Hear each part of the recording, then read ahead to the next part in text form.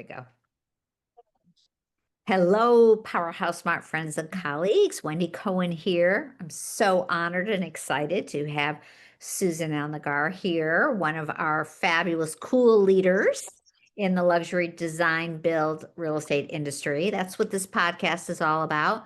I find the coolest people who are in my network and I bring them to all of you so we can learn a little bit about their history and what they're doing now. And to weave that with the fact that I know Susan cares about giving back and living with an attitude of gratitude.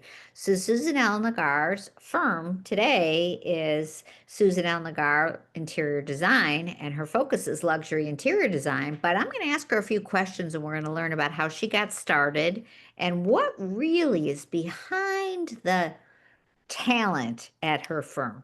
So Susan, welcome. Hi, Wendy.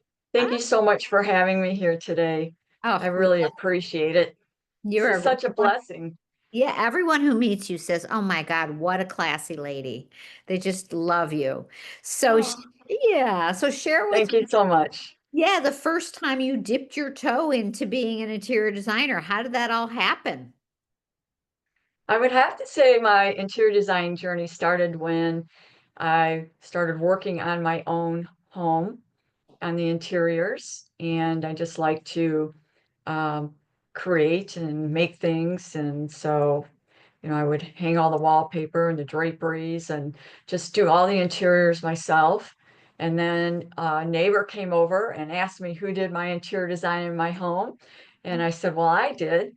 And then, so from there, that's what happened. And it just spread through the neighborhood. And so I just started working on all my neighbors' homes.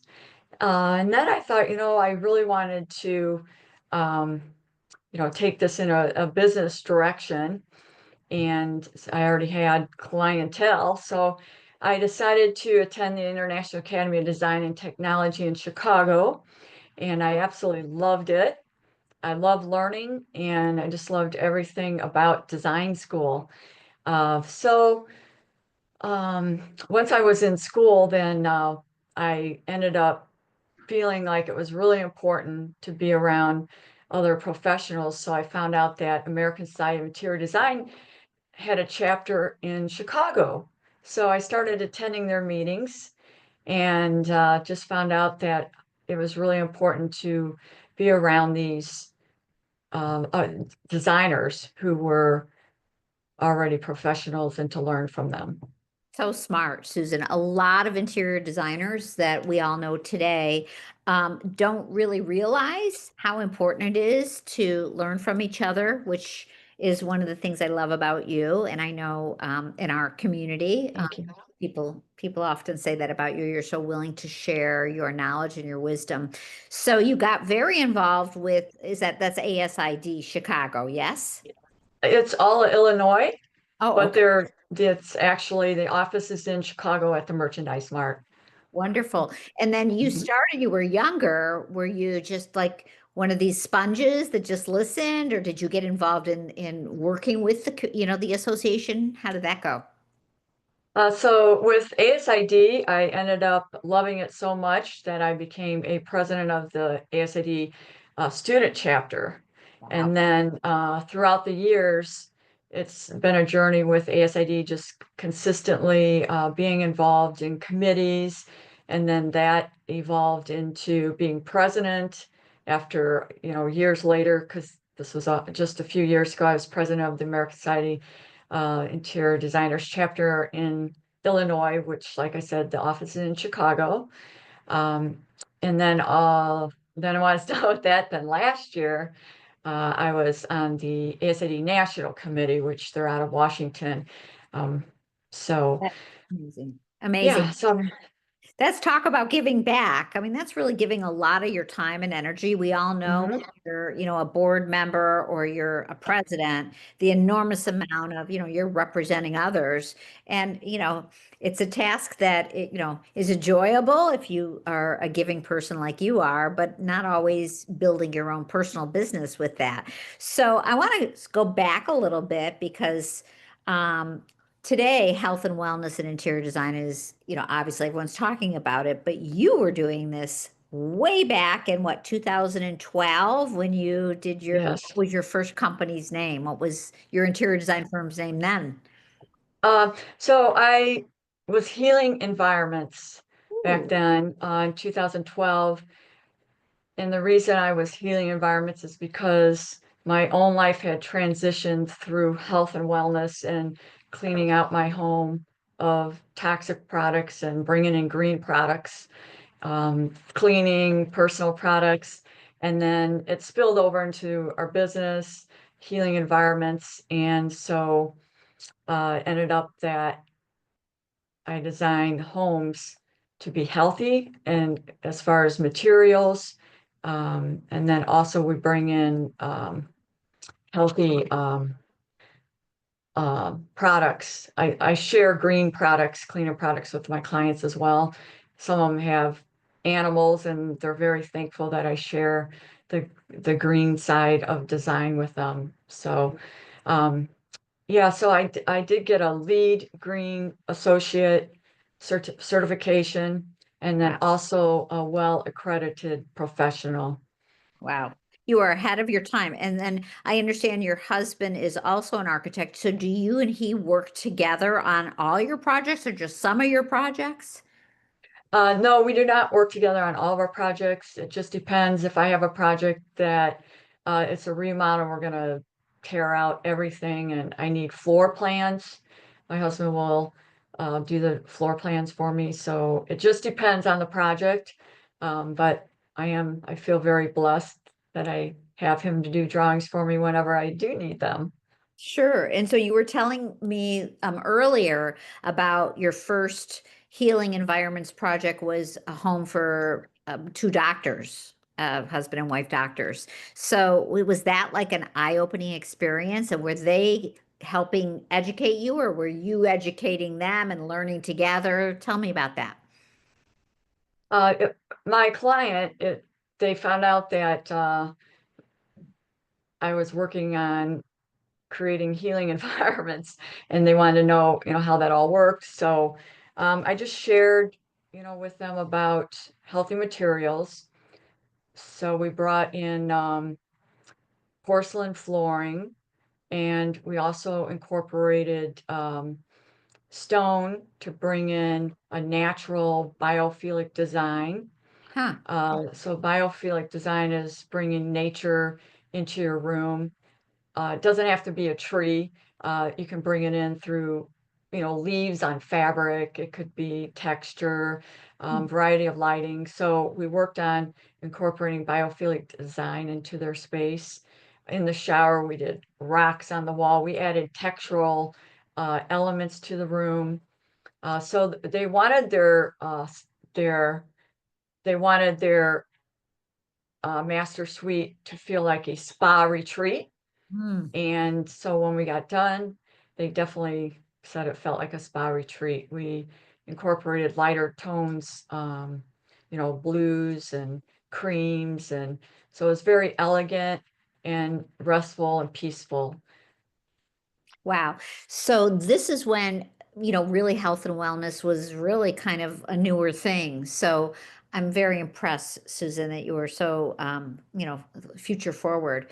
And so you did that all through 2012 up until, and you did both commercial and residential, but I could see that your clients that that gravitated to you, you were high in residential, and then you rebranded. What was that all about? And was that last year? And tell me about that.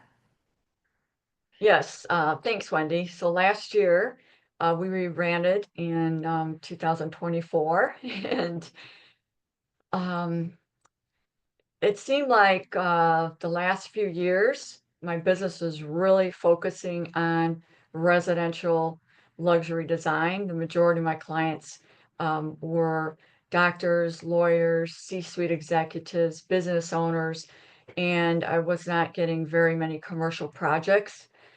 So I really wanted to hone in on my clientele Wow. and have my website and my business cards and everything feel like high-end luxury residential design.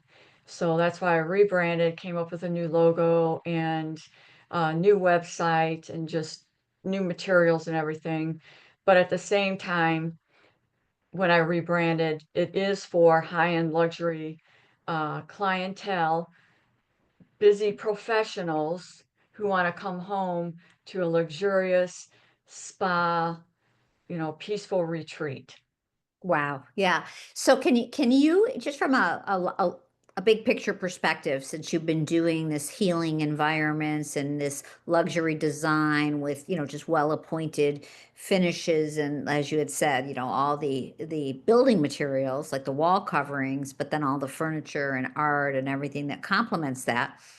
How is it different today? Are there more things to choose from, or were there equally as many things to choose from? It's just that now everybody's talking about it.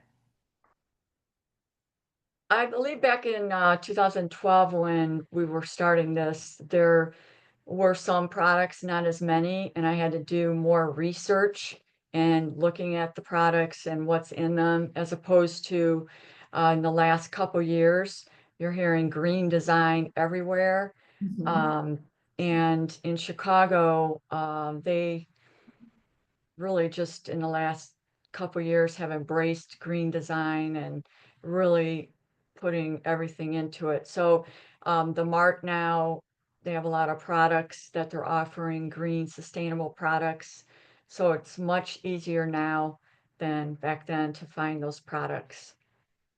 What's your favorite? What's your favorite new product or new application of, this, building within your home? And it could be something that you just apply. It doesn't have to be, it could be just a retrofit. But what are you seeing that just says to you, ooh, ah, that's it. Just makes me feel great. Well, I like to incorporate nature in ways that you would not expect it. So bringing in, say, if there's a column in a room, bringing in the porcelain mosaic tiles, which are healthy, in a glass with the iridescent, and then making a planter around it and bringing in live birch trees from floor to ceiling. So I like to bring it in unexpected ways so it doesn't feel like, just a tree. Right. That's so cool. Yeah, I heard that, not from a lot of people, from a few elite people that, the trees inside residential properties is becoming much more available and possible. But that's so awesome. And yes, being in nature, I mean, there's nothing more, at least for me, and I know for a lot of people, just even taking a step outside and being in the sunshine, but being surrounded by Mother Earth is just so rewarding. I love the fact that you continue to give back to the interior design industry, and I want to thank you for all of your being involved with Powerhouse Smart and being an expert moderator at the Naples Luxury Thank Conference. you. Oh, it was great. You flew in and you got to meet a whole new group of people, but it was great having you there.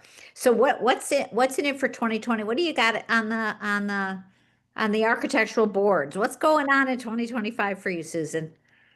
Well, what's going on is my husband and I, we love to travel, so we travel abroad a lot, and we were just in Paris, French Riviera, and Rome. Wow. And also, I incorporate all my travels into my designs as well. So my goal would be for us to have a client that has a second home abroad Yeah. and do some international work. I have clients that have second and third homes in the United States, and so my goal would be to expand into international market. Great. Wow, that's fabulous. Okay, I can't wait. And maybe we could have a little virtual tour with a Yeah, slideshow and you can share with all of us. sure. Yeah, that would be so much fun. Yeah. Yes, definitely. Awesome. So one of the things I like to always ask my guests, and believe me, you and I could talk for hours. We try to make this a 20-minute commutable so that we can really hit the audience that's maybe driving from one place to the other, or riding the train into the city or whatnot. But there's always a couple questions that are important to me, like, how do you wake up every morning with an attitude of gratitude, Susan? Tell us what's in your heart. What's in my heart every morning when I wake up is that I'm so thankful and grateful that I am in a career that I absolutely love, that I'm passionate about. Um, I grew up, painting and sewing and fabric, so just doing something that I love doing and being surrounded by others, architects, and also, builders and all the subcontractors, realtors, being surrounded by all these people who also love interior design and the whole building, the whole Building environments. Yeah. building environment, right? Yeah, So, we're a part of a family that's very creative, and they're, we are, as human souls, we're creators, right? So right. how fortunate that we get to wake up every morning and be in that world. Absolutely. And I love that you have really committed yourself to sharing with other professionals. So are you going to continue speaking in 2025 and beyond, sharing your wisdom? Are you still on the being involved with other organizations like ASID? Share with us what's ahead for those great communities you're in.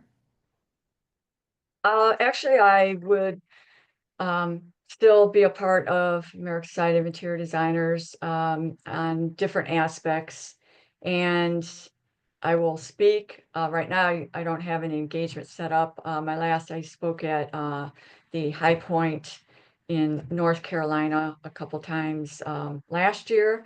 So I'm working on that for this year as well, just speaking engagements. Well, put the November 5th Powerhouse Smart Chicago Luxury Conference on your calendar then. No Okay. traveling on November 4th and 5th this year. Okay. All Okay, right. Great.